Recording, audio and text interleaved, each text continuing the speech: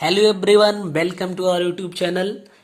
हम लोग GIC lecturer के क्वेश्चन को यानी कि 2010 के पेपर को कर रहे थे, क्वेश्चन पेपर को, जिसमें हम लोगों ने 8 क्वेश्चन कंप्लीट किया था। बहुत अच्छे से सॉल्व करने की कोशिश की थी और आई होप कि आप लोग जिन लोगों ने वीडियो देखा होगा उनको चीज़ें समझ में भी आई होंगी और अच्छा भी लगा होगा। चलिए क्वेश्चन नंबर 9 से आगे चलते हैं। हाँ, मगर उससे पहले एक बात कि आप सभी लोग बहुत अच्छे से प्रिपरेशन करते रहिए। अभी आपकी जीआईसी लेक्चरर की प्री और मेंस दोनों की एग्ज़ाम डेट जो है वो डिक्लेयर कर दी गई है। 19 सितंबर जो है वो प्रीलिम्स का की डेट है और मेंस के लिए 19 दिसंबर की डेट है।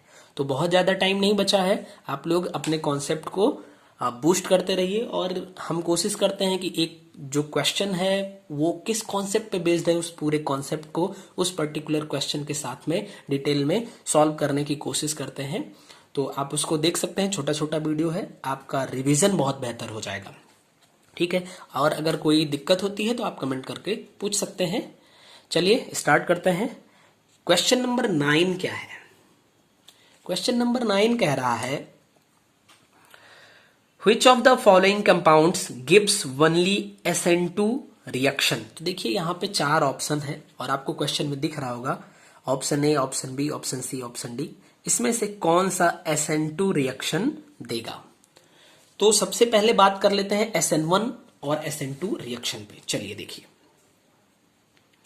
SN1 और इस साइड में हम लिख लेते हैं SN2 रिएक्शन। ठीक है ना, SN1 एंड SN2 रिएक्शन। देखिए SN का मतलब होता है nucleophilic substitution. SN for nucleophilic substitution reaction होगा। यहां पे 1 लगा है, यहां पे 2 लगा है, तो 1 से आप समझ सकते हो कि ये जो SN1 रिएक्शन होगा ये यूनिमॉलिक्यूलर होगा। और ये 2 लगा है, इसका मतलब ये जो होगा ये बाईमॉलिक्यूलर होगा। तो SN1 रिएक्शन यूनिमॉलिक्यूलर होता है, SN2 रिएक्शन बाईमॉलिक्यूलर होता है। दूसरी बात, यहां पे SN1 है, यानी कि 1 का मतलब होगा कि ये फर्स्ट ऑर्डर का रिएक्शन है और ये आपका होता है सेकेंड ऑर्डर का रिएक्शन। ठीक है, ठीक है। तो ये SN1, इसका मतलब इसकी जो रेट होगी हम उसको लिख सकते हैं कि ये रिएक्टेंट पे डिपेंड करती है। और ये सेकेंड ऑर्डर है, इसका मतलब इसकी जो रेट होती है वो रिएक्टेंट के साथ साथ न्यूक्लियोफाइल के कंसंट्रेशन पे भी डिपेंड करती है। हम ये भी लिख सकते हैं कि ये फर्स्ट ऑर्डर की मैकेनिज्म होती है और जो SN2 है ये आपकी सेकेंड ऑर्डर की मैकेनिज्म होती है। इन सबको प्रूफ किया जा सकता है, बहुत अच्छे से इन सारी चीज़ों को पढ़ा जा सकता है। बट क्या है कि अभी तो एग्ज़ाम बहुत जल्दी है, आप क्विकली रिवाइज करना चाहेंगे तो ये सारे मेन मेन फैक्ट्स हैं। ठीक है, अच्छा एक बात अब इसमें देखें कि ये जो होती है SN1 ये 2 स्टेप की मैकेनिज्म होती है, 2 स्टेप मैकेनिज्म। और ये जो होगी आपकी यानी SN2 रिएक्शन होती है ये 1 स्टेप की मैकेनिज्म होती है। ठीक है, कोई दिक्कत नहीं होगी। अगले पॉइंट पे देखिए, अगर ये 2 स्टेप की मैकेनिज्म होती है तो इसका जो फर्स्ट स्टेप होता है वो रेट डिटरमाइनिंग स्टेप होता है, यानी वो स्लो होता है। सेकेंड रिएक्शन जो सेकेंड स्टेप होता है वो बहुत फास्ट होता है। ठीक है, और इसमें क्या होता है, इसमें इंटरमीडिएट का फॉर्मेशन होता है। तो जो इंटरमीडिएट फॉर्म होता है वो कार्बोकैटायन होता है। मींस हम लिख सकते हैं कार्बोकैटायन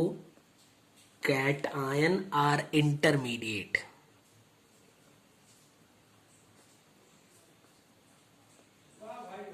ठीक है, ये कार्बोकैटायन जो होते हैं वो इंटरमीडिएट होते हैं। और अगर इसमें देखिए तो यहाँ पे कोई इंटरमीडिएट नहीं मिलता, यहाँ पे ट्रांजिशन स्टेट मिलती है। ट्रांजिशन स्टेट यहाँ पे मिलती है, तो हम लिख सकते हैं ट्रांजिशन स्टेट आकर।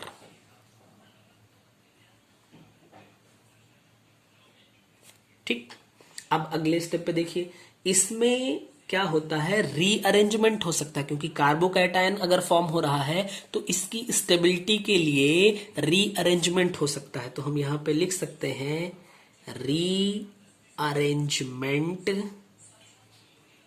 रीअरेंजमेंट टेक्स प्लेस, और यहां पे होता है नो रीअरेंजमेंट।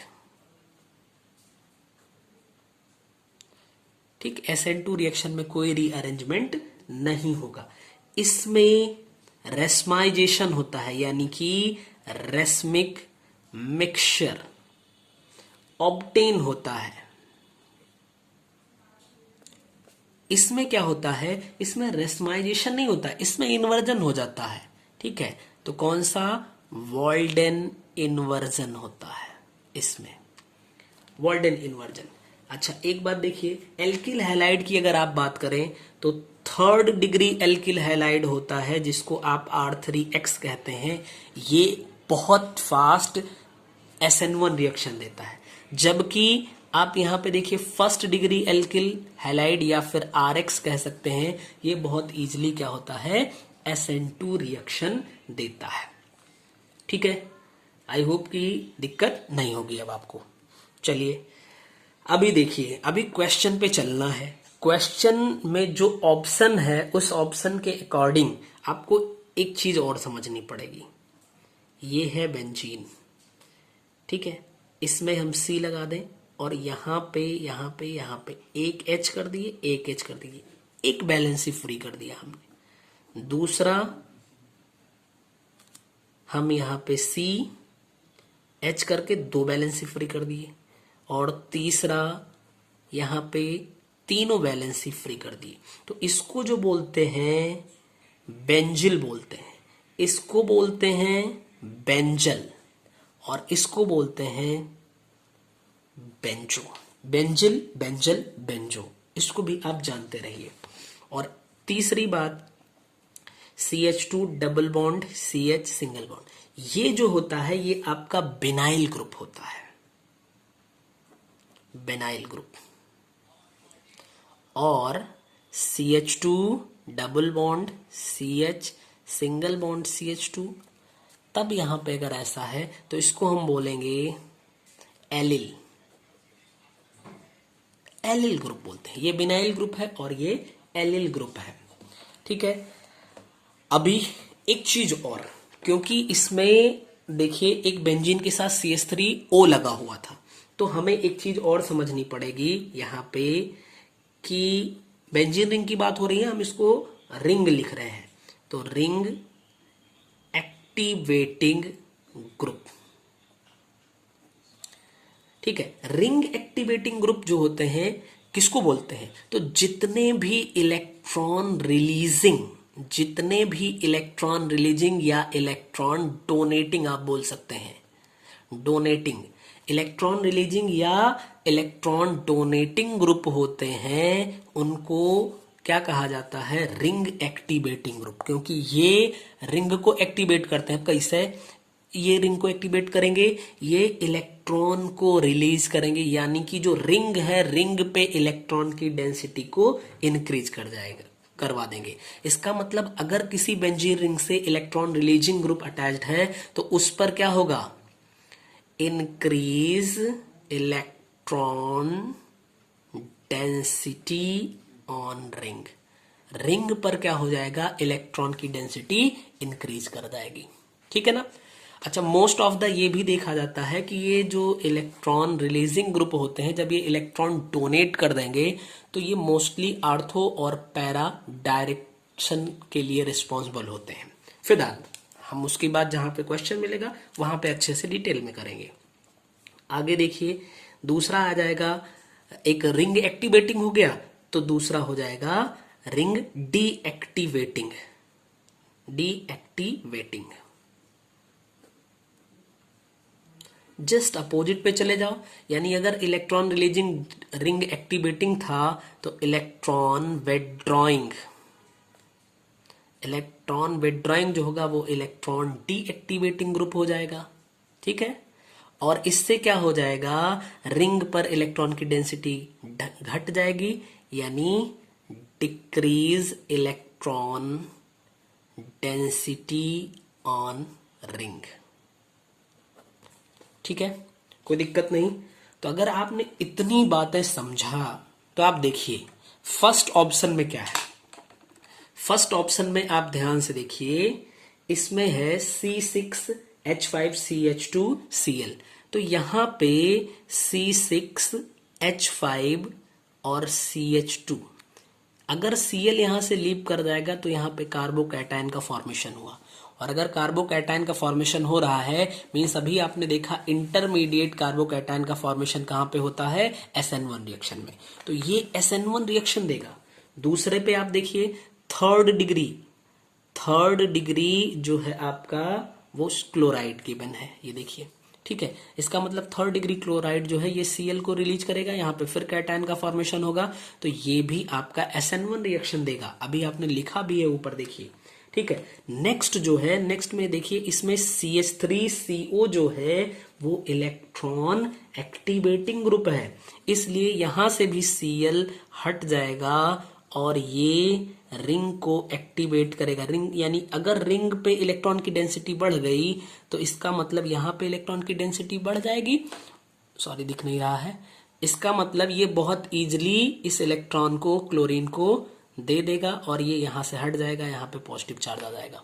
तो इन तीनों में आप देखिए इंटरमीडिएट कार्बोकैटायन फॉर्म हो रहा है, इसका मतलब ये तीनों SN1 रिएक्शन देंगे।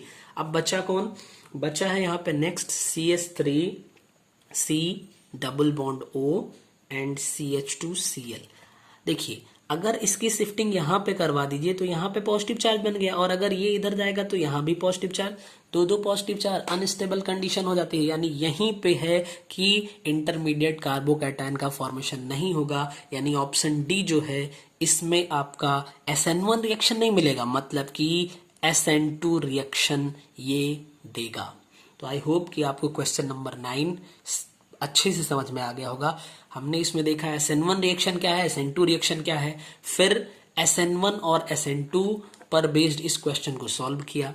इसमें थोड़ी सी देखिए, इस ऑप्शन सी में आपको जरूरत पड़ रही थी CH3O की। ठीक है, तो यानी ये जो है रिंग एक्टिवेटिंग ग्रुप है, तो वहां पे हमने रिंग एक्टिवेटिंग और रिंग डीएक्टिवेटिंग ग्रुप का क्या काम होता है उसको भी देख लिया। ठीक है, तो आई होप कि ये आपको अच्छे से समझ में आ गया होगा। चलिए नेक्स्ट क्वेश्चन पे चलते हैं। क्वेश्चन नंबर 10 क्या है देखते हैं। क्वेश्चन नंबर 10 कह रहा है which one among the following is a correct statement. तो देखिए अब ये चारों स्टेटमेंट हम पढ़ेंगे तो फिर आपको कम समझ में आएगा। हम डायरेक्टली बता रहे हैं, इसमें दो चीजें बताई गई हैं, एक विटामिन से रिलेटेड चीज कही गई है और दूसरा यहां पे कही गई है प्रोटीन से रिलेटेड। ठीक है, जितने भी स्टेटमेंट हैं उसमें विटामिन और प्रोटीन से रिलेटेड बातें कही गई हैं। तो एक काम करते हैं, हम विटामिन से रिलेटेड सारे फैक्ट को जान लेते हैं जो कि बहुत इंपॉर्टेंट है, फिर प्रोटीन से रिलेटेड, और फिर ऑप्शन को पढ़ लेंगे, इसी में से ऑप्शन में चीजें गिवन होंगी। चलिए, तो पहली बात, जो विटामिन होते हैं ये क्या होते हैं, ऑर्गेनिक कंपाउंड्स होते हैं।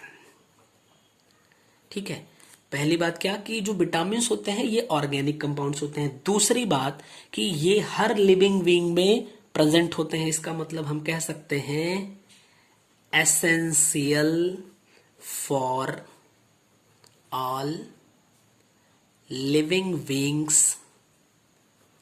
जितनी भी लिविंग बीइंग्स होती हैं उनके लिए विटामिन जो होते हैं वो एसेंशियल होते हैं। इसकी डिस्कवरी अगर आप देखिए तो फंक महोदय ने इसकी डिस्कवरी करी थी विटामिन की। अगली बात आती है कि सबसे इंपॉर्टेंट बात, जो विटामिन होता है वो ह्यूमन बॉडी में सिंथेसाइज्ड नहीं होता है, मीन्स हम लिख सकते हैं does not synthesis by human body. यानी ह्यूमन बॉडी में ये सिंथेसिस नहीं होता है, हमें इसे आउटर सोर्स से अपनी बॉडी में पहुंचाना पड़ता है। ठीक है, अब देखिए विटामिन जो होते हैं वो सॉल्युबिलिटी के बेस पे दो कैटेगरी में डिवाइड करे जाते हैं। एक होता है वाटर सॉल्युबल और दूसरा होता है फैट सॉल्युबल। ठीक है, तो BC बी सी जो होता है, विटामिन बी और विटामिन सी, वो वाटर सॉल्युबल होता है। बाकी के ई डी ए, इसको आप कह सकते हैं कीड़ा, के ई डी ए। तो विटामिन के, vitamin E, vitamin D, vitamin A जो होता है ये फैट सॉल्युबल होता है। तो ये बहुत छोटी छोटी बट इंपॉर्टेंट बातें हैं विटामिन से रिलेटेड। अब प्रोटीन से रिलेटेड फैक्ट पे आ जाइए। तो देखिए, ह्यूमन बॉडी या लिविंग बींग्स की जो बॉडी होती है उसकी ग्रोथ के लिए ये बहुत ही एसेंशियल होते हैं। मीन्स हम लिख सकते हैं एसेंशियल फॉर बॉडी बिल्डिंग या फिर बॉडी ग्रोथ लिख सकते हैं। ठीक, एक बात। दूसरी बात, ये जो होते हैं ये अमीनो एसिड्स के पॉलीमर्स होते हैं, यानी कि पॉलीमर्स ऑफ अमीनो एसिड्स। जो प्रोटीन्स होते हैं ये अमीनो एसिड्स के पॉलीमर्स होते हैं। और थर्ड बात आप समझिए, जो डीनेचुरेटेड प्रोटीन होता है वो ऑप्टिकली एक्टिव होता है। मीन्स डीनेचुरेटेड, अच्छा डीनेचुरेटेड प्रोटीन का मतलब क्या हुआ? जब किसी फिजिकल कंडीशन यानी टेम्परेचर, प्रेशर, इन सब से प्रोटीन के स्ट्रक्चर को चेंज कर दिया जाता है तो उसको हम बोलते हैं डीनेचुरेटेड प्रोटीन। तो डीनेचुरेटेड प्रोटीन जो होते हैं ये ऑप्टिकली एक्टिव होते हैं, आर ऑप्टिकली एक्टिव। ठीक है। और अगली बात देखिए, कार्बोक्सी पेप्टाइडोज, कार्बोक्सी पेप्टाइड, ये डोज नहीं डॉस है, कार्बोक्सी पेप्टाइडोज जो होता है इसका यूज हम सी टर्मिनल अमीनो एसिड के डिटर्मिनेशन के लिए करते हैं। मतलब कि प्रोटीन में C terminal amino acid present है, ठीक है, तो हम क्या कह सकते हैं? Carboxypeptidase is widely used for the determination of C terminal amino acid in protein. Okay, तो ये प्रोटीन और विटामिन से रिलेटेड फैक्ट थे। अब चलिए हम देखते हैं ऑप्शन ए। आप लोग भी देख पाएंगे, ऑप्शन ए है vitamins are synthesized by all living organism in very small amounts. तो ये गलत हो गया, ठीक है, क्योंकि ह्यूमन बॉडी में विटामिन्स का प्रोडक्शन नहीं होता, गलत हो गया। बी पे देखिए, carboxypeptidase is widely use for the determination of C terminal amino acid in proteins. हाँ भाई, ये बिल्कुल सामने आपके है, ये सही है। सी ऑप्शन पे चलते हैं। Denatured proteins are optically inactive, बिल्कुल गलत, आपने देखा ऑप्टिकली एक्टिव होते हैं। फिर है vitamin C and E are water soluble. आप देखिए, सी तो वाटर सॉल्युबल होता है बट ई जो है वो फैट सॉल्युबल होता है, यानी कि ऑप्शन डी भी गलत है। तो इसमें जो आपका सही आंसर होगा वो ऑप्शन नंबर क्या हो जाएगा? सी सही, सॉरी बी सही हो जाएगा। ऑप्शन बी जो है वो आपका सही आंसर होगा। तो आई होप कि आपको ये दोनों क्वेश्चन अच्छे से समझ में आए होंगे। अब नेक्स्ट क्वेश्चन से हम लोग नेक्स्ट वीडियो में बात करेंगे। तब तक आप सभी लोग बहुत अच्छे से अपनी प्रिपरेशन करते रहिए और अपने स्वास्थ्य का भी ख्याल रखिए। धन्यवाद।